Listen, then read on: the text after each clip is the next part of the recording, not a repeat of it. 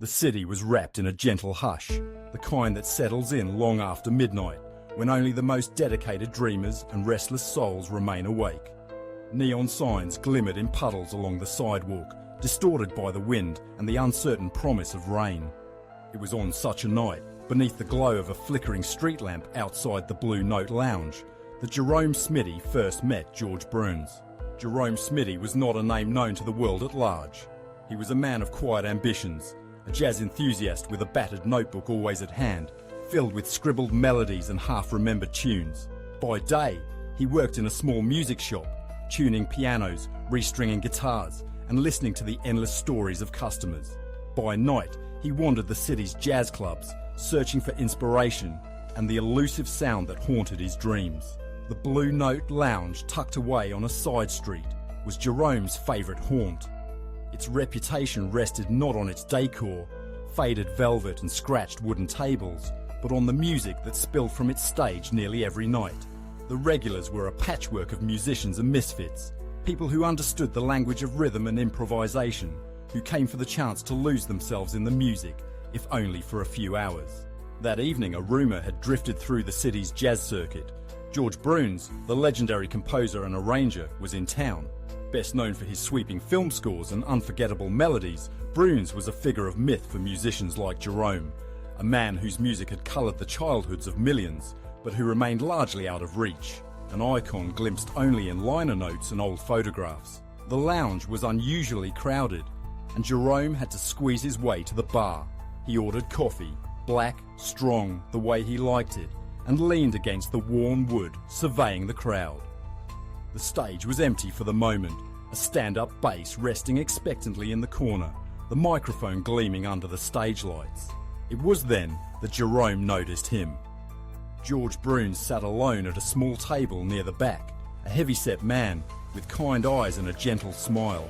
His hair was silvered, his suit slightly rumpled, as though he had come straight from a rehearsal that had run long.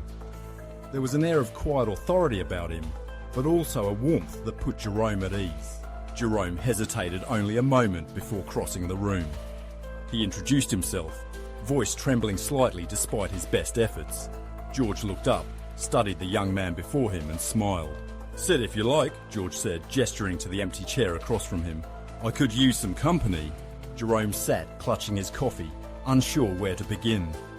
He wanted to ask about everything, the process of composing for film, the secret behind the unforgettable melody of The Ballad of Davy Crockett, the feeling of hearing your music played by a full orchestra, but his words tangled in his throat. George seemed to sense his hesitation. "You play?" he asked, nodding toward the battered notebook Jerome had unconsciously placed on the table. "A little," Jerome admitted. "Mostly I write. Ideas, fragments I can't quite finish." George's eyes sparkled. "That's the hardest part, isn't it? Finishing. Sometimes I think a melody is like a wild thing. You can coax it close, but you can't force it to stay." For a while they spoke of music, the joy of discovery, the frustration of creative drought, the moments of grace when a melody seemed to write itself. George shared stories from the road, nights spent in smoky clubs, last-minute arrangements for a studio session, the thrill of hearing his music paired with images on the silver screen. He spoke with humility and humour, never dwelling on his achievements, always returning to the simple truth that music was, above all, a kind of conversation. Jerome listened, entranced. He realised as the night wore on that George Bruns was not so different from the musicians who crowded the Blue Note. He too was chasing something elusive, a sound, a feeling, a moment of connection between composer and audience. As the hour grew late, the lounge's owner approached the table.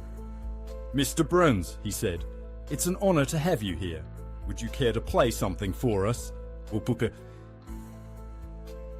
George looked at Jerome, then at the waiting crowd. "Only if my new friend here will join me," he said, nodding at Jerome's notebook. Jerome's heart raced. He protested, but George silenced him with a smile. Together, they made their way to the stage. George settled behind the piano, fingers poised above the keys. Jerome, hands shaking, opened his notebook and found a melody he had been working on for months. Unfinished, imperfect, but full of promise. "Let's see where it takes us," George whispered. The first notes were tentative, uncertain. But as George added chords and harmonies, Jerome found his confidence. The melody blossomed, twisting and turning, sometimes playful, sometimes melancholy. The crowd fell silent, drawn into the spell the two musicians wove together. When the final note faded, there was a moment of stillness, then applause, gentle at first, then swelling into a roar. Jerome looked at George, who grinned and clapped him on the back. "That's the magic," George said later, as they returned to their table. "You bring what you have and you give it away. Sometimes it's enough."